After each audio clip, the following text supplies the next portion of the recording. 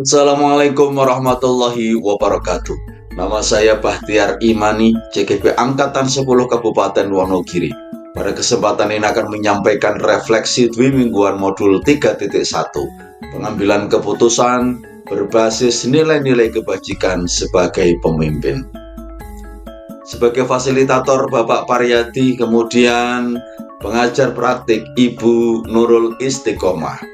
Refleksi yang akan saya lakukan menggunakan model 4F. Yang pertama, facts atau peristiwa. Pengalaman saya mengikuti pembelajaran modul 3.1 pada minggu ini digambarkan dengan alur merdeka adalah sebagai berikut. Yang pertama, mulai dari diri, yaitu mengaktifkan pengetahuan awal atau prior knowledge tentang proses pengambilan keputusan berbasis nilai-nilai kebajikan yang berada di antara berbagai pemangku kepentingan.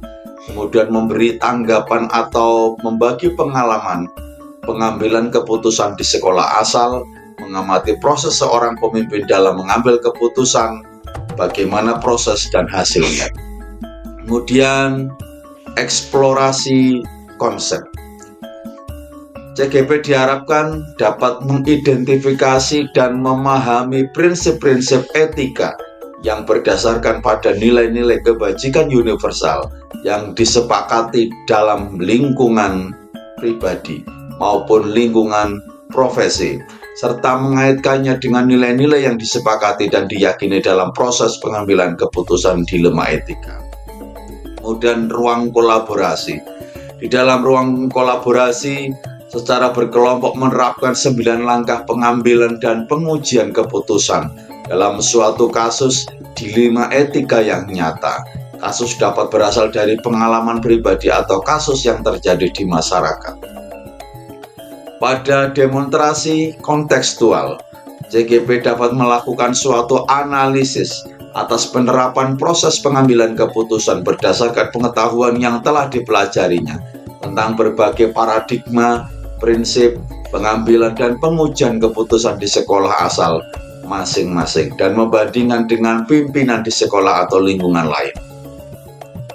Kemudian elaborasi pemahaman, yaitu menuliskan pertanyaan-pertanyaan untuk mengelaborasi pemahaman CGP tentang konsep yang belum dipahami, hal-hal yang menarik atau tak terduga, dan pertanyaan-pertanyaan lanjutan melalui tautan di LMS. Kemudian koneksi antar materi, yaitu membuat kesimpulan atau sintesis dari pengetahuan modul-modul sebelumnya dan keterkaitan dengan modul pengambilan keputusan sebagai pemimpin pembelajaran. Kemudian yang terakhir, yaitu aksi nyata, yaitu menyampaikan dan membagikan pengetahuan dan praktik proses pengambilan keputusan dilema etika di media sosial seperti YouTube atau dengan pihak-pihak eksternal lain di lingkungannya. Selama belajar modul ini kendalanya adalah kendala sinyal yang timbul tenggelam. Untuk hambatan lainnya sementara ini tidak ada hambatan, terutama pada saat pertemuan virtual, saat Gmeet tiba-tiba terpental. Solusinya adalah kemudian menggunakan 2 perangkat, yaitu laptop dan handphone. Hal baik yang saya alami adalah saya semakin memahami tentang 4 paradigma, 3 prinsip pengambilan keputusan, 9 langkah pengambilan keputusan. 4 sudut pandang yang saling bertentangan, yaitu individu vs kelompok, keadilan vs kekasihan, kebenaran vs kesetiaan, jangka panjang vs jangka pendek. 3 prinsip pengambilan keputusan guru penggerak. Guru penggerak memiliki 3 prinsip utama dalam pengambilan keputusan. Yang pertama, berpikir berbasis rasa peduli. Yang kedua, berpikir berbasis peraturan. Kemudian yang ketiga, berpikir berbasis hasil akhir.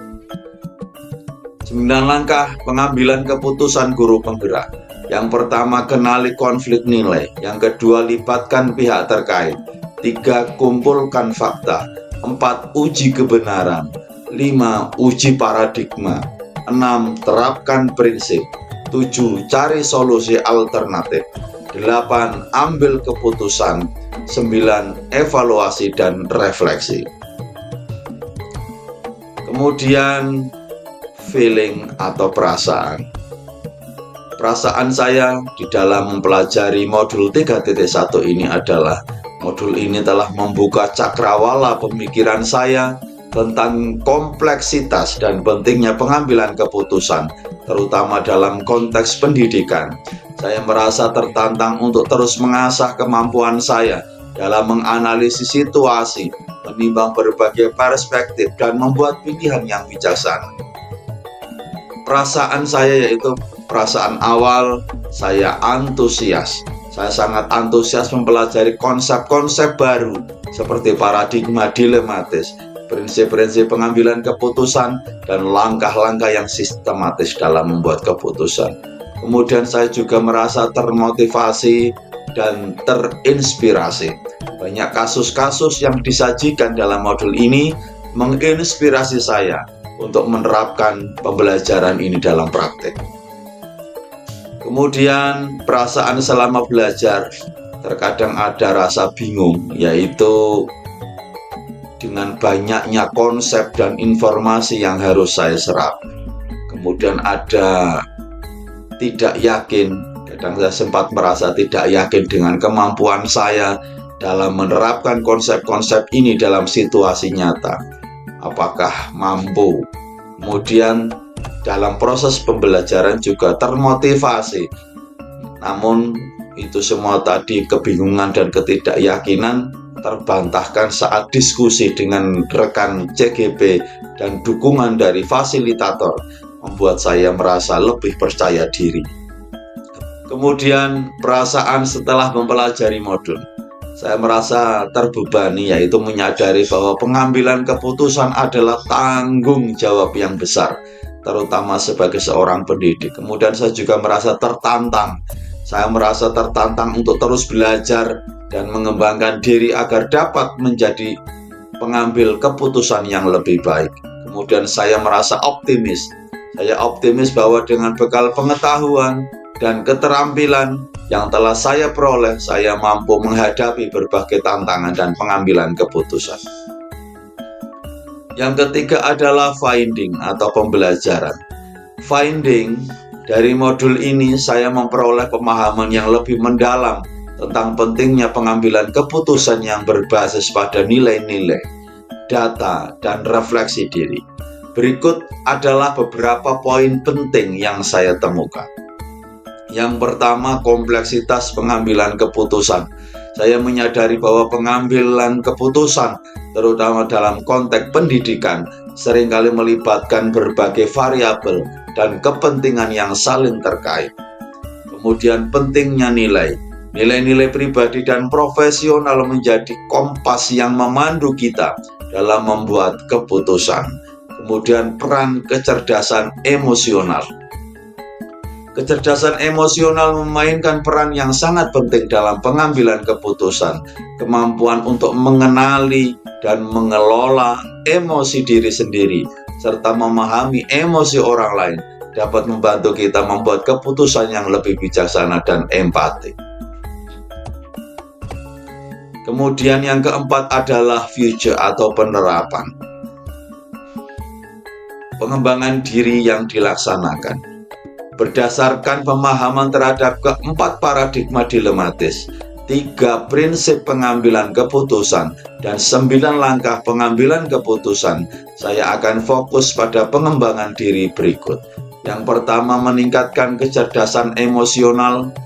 Saya akan lebih peka terhadap emosi diri dan orang lain sehingga dapat mengambil keputusan yang lebih empatik dan bijaksana. Kemudian mengasah keterampilan berpikir kritis. Saya akan melatih diri untuk menganalisis situasi secara lebih mendalam, mempertimbangkan berbagai perspektif dan mengevaluasi informasi secara objektif. Kemudian membangun ketahanan mental serta mengembangkan keterampilan komunikasi. Saya akan meningkatkan kemampuan saya dalam menyampaikan pesan secara efektif, mendengarkan dengan empati, dan membangun konsensus. Rencana tindak lanjut. Rencana jangka pendek, saya akan menerapkan prinsip-prinsip dalam kehidupan sehari-hari, kemudian mengikuti pelatihan tambahan terkait mengembangkan keterampilan pengambilan keputusan, serta membentuk kelompok diskusi, yaitu mengajak rekan untuk berbagi pengalaman dan mendiskusikan kasus-kasus pengambilan keputusan yang kompleks. Kemudian tindak lanjut jangka menengah, saya akan mengembangkan alat bantu pengambilan keputusan, yaitu membuat seperti diagram, checklist untuk membantu saya dalam proses pengambilan keputusan. Kemudian menjadi mentor, yaitu setelah diskusi tadi di jangka pendek tentunya akan ada berbagai hal tentang berbagi pengalaman, terutama kepada rekan-rekan yang lebih junior. Kemudian menulis refleksi, saya akan secara rutin menulis refleksi tentang pengalaman pengambilan keputusan. Saya mengidentifikasi area yang perlu ditingkatkan. Kemudian tindak lanjut jangka panjang, saya akan membangun budaya pengambilan keputusan yang baik. Saya akan berkontribusi dalam membangun budaya organisasi yang menghargai proses pengambilan keputusan yang transparan, partisipatif, dan berbasis data. Kemudian saya akan menjadi agen perubahan, yaitu dalam lingkungan mendorong penerapan prinsip-prinsip pengambilan keputusan yang efektif. Penutup. Sebagai kesimpulan, pengambilan keputusan adalah proses yang kompleks yang membutuhkan pertimbangan yang matang. Dengan memahami berbagai paradigma, prinsip, dan langkah-langkah yang telah dibahas, kita dapat meningkatkan kualitas keputusan yang kita ambil. Mari kita selalu berusaha untuk membuat keputusan yang berdampak positif bagi diri sendiri, orang lain, dan lingkungan sekitar. Demikian apa yang saya sampaikan. Mohon maaf jika banyak kekeliruannya. Bila taufik wal hidayah. Wassalamualaikum warahmatullahi wabarakatuh. Salam bahagia.